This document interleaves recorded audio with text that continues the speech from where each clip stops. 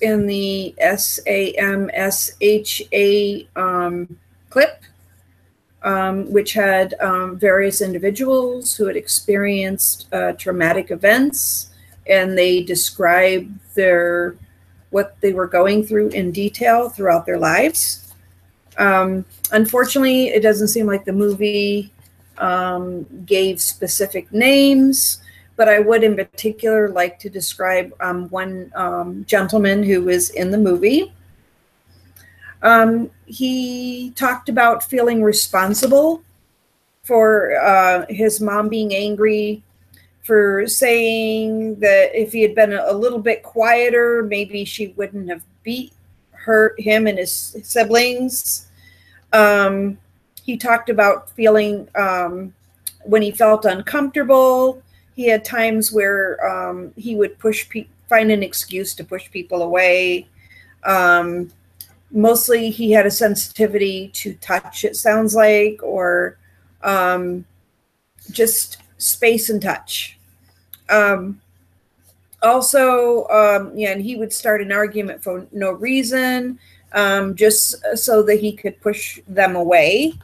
And he said he would start an argument over something trifle because he felt uncomfortable. He would also have a problem with walking into crowds, and would be uncomfortable with people getting too close to him, to show his sensitivity to touch.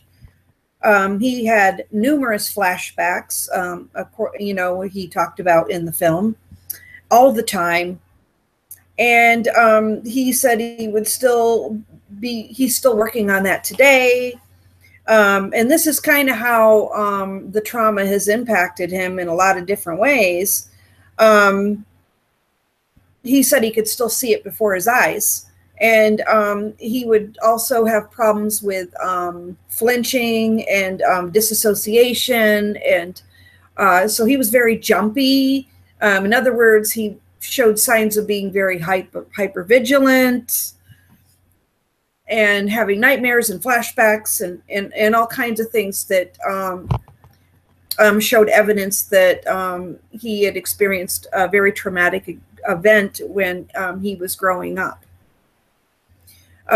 Which seems to be still very real for him today.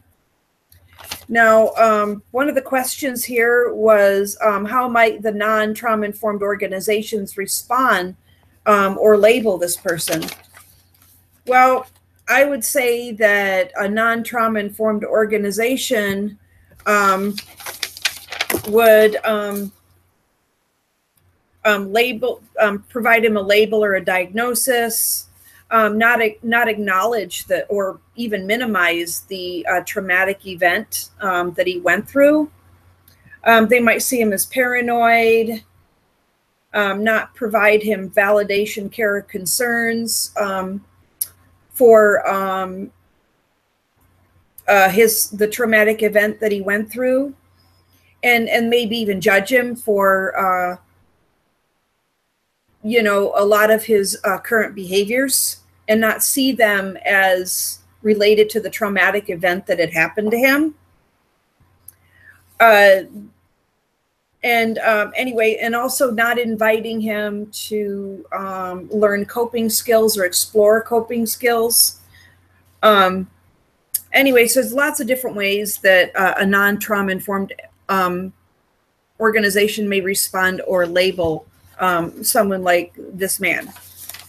And so what will be important when engaging this person?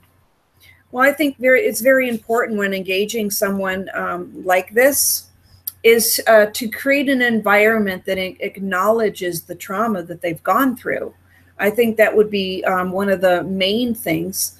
Also, discuss initial recall of the trauma that he went through. Create a safe environment for him. Explore support systems that might be available in the community. Understand the triggers and how they may be impacting him. explore coping strategies to help him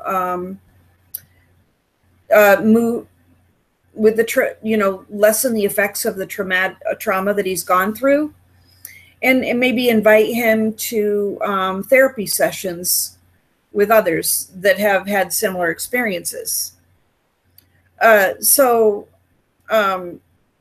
Anyway, I think those might be some really good ways to help him move through, to engage him and help him through his trauma.